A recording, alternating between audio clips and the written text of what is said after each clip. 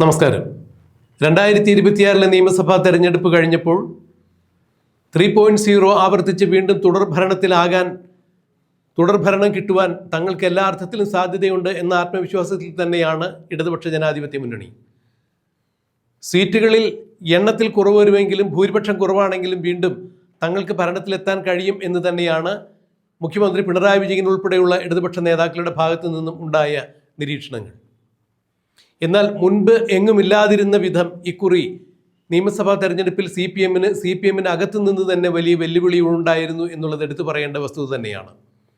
C P എമ്മിൻ്റെ ചുവന്ന കോട്ട, ചെങ്കോട്ട എന്ന് വിശേഷിപ്പിക്കപ്പെടുന്ന, സി പി എമ്മിൻ്റെ ഈറ്റില്ലം എന്ന് വിശേഷിപ്പിക്കപ്പെടുന്ന കണ്ണൂരിൽ സി പി എമ്മിൻ്റെ തലമുതിർന്ന നേതാവായ ടി കെ ഗോവിന്ദൻ തന്നെയാണ് സി പി എമ്മിൽ നിന്നും പുറത്തു വന്ന് സി പി എമ്മിൻ്റെ സ്ഥാനാർത്ഥിയായ തളിപ്പറമ്പിൽ പി കെ ശ്യാമളയ്ക്കെതിരെ മത്സരിക്കുന്നത്. അതുപോലെ പി കുഞ്ഞികൃഷ്ണനും പയ്യന്നൂരിൽ സി പി എമ്മിനെതിരെ മത്സരിക്കുന്നു. ഇങ്ങ് തെക്ക് ആലപ്പുഴയിൽ പുന്നപ്ര വയലാർ സമരഭൂമി നിലകൊള്ളുന്ന ആലപ്പുഴയിൽ പാർട്ടിയിലെ 63 വർഷത്തെ പാരമ്പര്യം വലിച്ചെറിഞ്ഞ് പുറത്തു വന്ന് പാർട്ടിയുടെ പുത്തൻകൂറ്റ് നേതാക്കൾക്കെതിരെ, അവരുടെ നയ വൈകല്യങ്ങൾക്കെതിരെ പ്രതികരിച്ചുകൊണ്ട് യു ഡി എഫിൻ്റെ പിന്തുണയോടുകൂടി സി പി എമ്മിൻ്റെ 2 തവണ മന്ത്രിയായിരുന്ന, 4 തവണ MLA ആയിരുന്ന കെ സുധാകരൻ സി പി എമ്മിനെതിരെ മത്സരിക്കുന്നു എന്നുള്ളതെല്ലാം ഇടതുപക്ഷത്തിന് ഇക്കുറി വലിയ തലവേദനയുണ്ടാകുന്നു. ഏറ്റവും കൂടുതൽ വിമത ശല്യം, അതായത് സി പി എമ്മിൻ്റെ തന്നെ മുതിർന്ന നേതാക്കൾ വിമതന്മാരായി സി പി എമ്മിനെതിരെ മത്സരിച്ച തെരഞ്ഞെടുപ്പ് കൂടിയാണ് 2026 നിയമസഭാ തെരഞ്ഞെടുപ്പ്. എങ്കിലും ഭൂരിപക്ഷം കുറവാണെങ്കിലും തങ്ങൾ തന്നെ അധികാരത്തിൽ വരും, തുടർഭരണം നേടും, 3.0 ആവർത്തിക്കും എന്ന് തന്നെയാണ് പിണറായി വിജയൻ അടക്കമുള്ള ആളുകൾ പറയുന്നത്. എന്നാൽ ഇക്കുറി LDF നിലനിർത്താൻ സാധിക്കില്ല എന്ന് തന്നെയാണ് UDF വ്യക്തമാക്കുന്നത്. 10 വർഷത്തെ ഇടവേളയ്ക്ക് ശേഷം UDF കേരളത്തിൽ അധികാരം പിടിക്കും എന്നാണ് UDF കേന്ദ്രങ്ങളും പറയുന്നത്.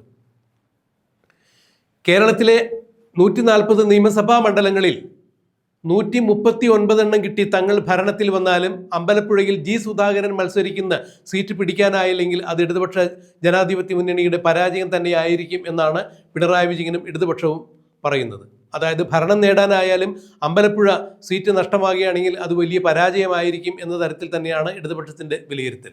ഇത് തന്നെയാണ് തളിപ്പറമ്പിലും. സി പി എമ്മിൻ്റെ സംസ്ഥാന സെക്രട്ടറിയായ MB ഗോവിന്ദൻ്റെ ഭാര്യ പി കെ ശ്യാമള മത്സരിക്കുന്ന തളിപ്പറമ്പിൽ സി പി എമ്മിൻ്റെ തലമുതിർന്ന നേതാവായിരുന്ന ടി കെ ഗോവിന്ദനാണ് ശ്യാമളയ്ക്കെതിരെ മത്സരിച്ചത് എന്നുള്ളത് എടുത്തു പറയേണ്ട വസ്തുതയാണ്.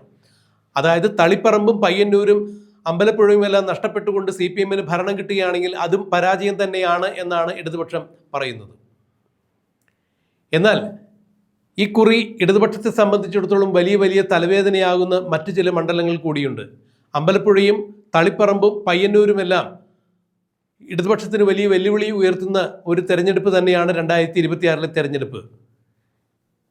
എന്നാൽ മുഖ്യമന്ത്രിയുടെ മരുമകനും പൊതുമരാമത്ത് വകുപ്പ് മന്ത്രിയുമായ മുഹമ്മദ് റിയാസ് മത്സരിക്കുന്ന ബേപ്പൂരിൽ മുഹമ്മദ് റിയാസ് ഏതെങ്കിലും തരത്തിൽ തോൽക്കുകയാണെങ്കിൽ അതും വലിയ തോൽവി തന്നെയായിരിക്കും എന്നാണ് പിണറായി വിജയൻ മനസ്സിലാക്കുന്നത്. അല്ലെങ്കിൽ ഇടതുപക്ഷം അങ്ങനെ തന്നെ ചിന്തിക്കുന്നു എന്ന് വേണം ഇടതുപക്ഷത്തിൻ്റെ ചില നയരൂപരേഖകൾ കാണുമ്പോൾ മനസ്സിലാക്കാൻ. മുഖ്യമന്ത്രി പിണറായി വിജയൻ കഴിഞ്ഞ നിയമസഭാ തെരഞ്ഞെടുപ്പിൽ ധർമ്മടത്ത് നിന്ന് ഏതാണ്ട് 52,000 വോട്ടിൻ്റെ ഭൂരിപക്ഷത്തിനാണ് ജയിച്ചു കയറിയത്. എന്നാൽ ഇപ്പോൾ ഇക്കുറി അബ്ദുൾ റഷീദ് എന്ന് പറയുന്ന UDF സ്ഥാനാർത്ഥി പിണറായി വിരുദ്ധ വികാരം നിലനിൽക്കുന്ന 2026 നിയമസഭാ തെരഞ്ഞെടുപ്പിൽ കനത്ത വെല്ലുവിളി ഉയർത്തുന്നു എന്ന് തന്നെയാണ് പറയാൻ കഴിയുക. എന്നാൽ പിണറായി വിജയൻ നേരിയ ഭൂരിപക്ഷത്തിനായാലും ധർമ്മടത്ത് നിന്ന് ജയിക്കും എന്ന് തന്നെയാണ് ഇപ്പോൾ രാഷ്ട്രീയ നിരീക്ഷകർ ഉൾപ്പെടെയുള്ള ആളുകളുടെ സർവേയിൽ നിന്നും മനസ്സിലാക്കാൻ കഴിയുന്നത്. എന്നാൽ ബേപ്പൂരിൽ മുഹമ്മദ് റിയാസ് PV അൻവറിനോട് പരാജയപ്പെടുകയാണെങ്കിൽ അത് അമ്പലപ്പുഴയിലെ, തളിപ്പറമ്പിലെ, പയ്യന്നൂരിലെ സീറ്റ് പോലെ നിർണായകമായി തീരും ബേപ്പൂരും എന്ന് തന്നെയാണ് ഇപ്പോൾ CPM വിലയിരുത്തുന്നത്. അതായത് CPM ജയിച്ച് അധികാരത്തിൽ വന്നാലും അമ്പലപ്പുഴയും പയ്യന്നൂരും തളിപ്പറമ്പും ബേപ്പൂരും എല്ലാം നഷ്ടപ്പെട്ടു കഴിഞ്ഞാൽ അത് വലിയ തലവേദനയായും മുഖ്യമന്ത്രി പിണറായി വിജയന് വലിയ തിരിച്ചടിയാകും എന്ന് തന്നെയാണ് മനസ്സിലാക്കാൻ കഴിയുന്നത്. ബേപ്പൂരിൽ ഇക്കുറി മുഹമ്മദ് റിയാസ് പരാജയപ്പെടുകയാണെങ്കിൽ അത് മുഹമ്മദ് റിയാസിൻ്റെ രാഷ്ട്രീയ ഭാവി തന്നെ ഇല്ലാതാക്കുന്ന തരത്തിലുള്ള ഒരു തെരഞ്ഞെടുപ്പായി മാറും 2026 തെരഞ്ഞെടുപ്പ് എന്ന് തന്നെ രാഷ്ട്രീയ നിരീക്ഷകരും ചൂണ്ടിക്കാണിക്കുന്നു. എന്തായാലും ഇനിയൊരു തെരഞ്ഞെടുപ്പിൽ മുഖ്യമന്ത്രി പിണറായി വിജയൻ തെരഞ്ഞെടുപ്പ് രംഗത്തുണ്ടായിരിക്കില്ല എന്നതുകൊണ്ട് തന്നെ ഇനിയും മരുമകനായ മുഹമ്മദ് റിയാസിനെ ചേർത്ത് നിർത്തുവാൻ ഇനിയൊരു അവസരം ഉണ്ടാകാത്തതിൻ്റെ പേരിൽ ഈ തെരഞ്ഞെടുപ്പിൽ മുഹമ്മദ് റിയാസ് ജയിച്ചില്ല എന്നുണ്ടെങ്കിൽ അത് കനത്ത വെല്ലുവിളിയായിരിക്കും മുഹമ്മദ് റിയാസിൻ്റെ രാഷ്ട്രീയ ഭാവിക്ക് ഉണ്ടാക്കുക എന്നുള്ളത് തന്നെയാണ് പറയപ്പെടുന്നത്. എന്നാൽ എന്ത് വില കൊടുത്തും നിലമ്പൂരിലെ മുൻ LDF സ്ഥാനാർത്ഥിയായിരുന്ന 2 തവണ നിലമ്പൂരിനെ പ്രതിനിധീകരിച്ച് ഇടതുപക്ഷ സ്വതന്ത്രനായി മത്സരിച്ച് നിയമസഭയിലേക്ക് എത്തിയ പിണറായി വിജയന്റെ വിശ്വസ്തൻ എന്നറിയപ്പെട്ടിരുന്ന PV അൻവർ ഇക്കുറി എന്ത് വില കൊടുത്തും ബേപ്പൂരിൽ മുഹമ്മദ് റിയാസിനെ പരാജയപ്പെടുത്തും എന്ന് ദൃഢനിശ്ചയത്തോടു കൂടി തന്നെയാണ് അരയും തലയും മുറുക്കി തെരഞ്ഞെടുപ്പ് രംഗത്ത് ഗോദയിലേക്ക് ഇറങ്ങിയത്. ബേപ്പൂരിൽ മുഹമ്മദ് റിയാസിനെ താൻ പരാജയപ്പെടുത്തിയിരിക്കുന്നു എന്ന് തന്നെയാണ് ഇപ്പോൾ PV അൻവർ പറയുന്നത്. ഇനി മെയ് 4-ാം തീയതി വോട്ടെണ്ണുമ്പോൾ തീർച്ചയായും ബേപ്പൂരിൽ വൻപിച്ച ഭൂരിപക്ഷത്തിന് താൻ ജയിക്കും എന്ന് തന്നെയാണ് PV അൻവർ അവകാശപ്പെടുന്നത്. അങ്ങനെയാണ് എന്നുണ്ടെങ്കിൽ തീർച്ചയായും മുഹമ്മദ് റിയാസിന്റെ രാഷ്ട്രീയ ഭാവി അനിശ്ചിതത്തിലാക്കുന്ന തെരഞ്ഞെടുപ്പ് തന്നെയായിരിക്കും 2026 നിയമസഭാ തെരഞ്ഞെടുപ്പ് എന്ന് തന്നെയാണ് രാഷ്ട്രീയ നിരീക്ഷകരും ചൂണ്ടിക്കാണിക്കുന്നത്. ഇത് തന്നെയാണ് PV അൻവറിന്റെയും രാഷ്ട്രീയ ഭാവിയിൽ ഉണ്ടാകാൻ പോകുന്നത് എന്നാണ് പറയുന്നത്. അതായത് നിലമ്പൂരിൽ നിന്ന് 2 തവണ ഇടതുപക്ഷ സ്വതന്ത്രനായി മത്സരിച്ച് ജയിച്ച PV അൻവർ പിണറായി വിജയന്റെ നയവൈകല്യങ്ങളോട് എതിരിട്ടുകൊണ്ട് പിണറായി വിജയനെ തള്ളിപ്പറഞ്ഞുകൊണ്ട് തന്നെയാണ് CPM-ന്, അതായത് AKG സെന്ററിന് തീയിട്ടുകൊണ്ട് തന്നെയാണ്, ഇടതുപാളയത്തിന് തീയിട്ടുകൊണ്ട് തന്നെയാണ് PV അൻവർ ഇടതുപക്ഷം വിട്ട് പുറത്തു പോകുന്നതും വീണ്ടും നിലമ്പൂരിൽ ഉപതെരഞ്ഞെടുപ്പ് ഉണ്ടായതും.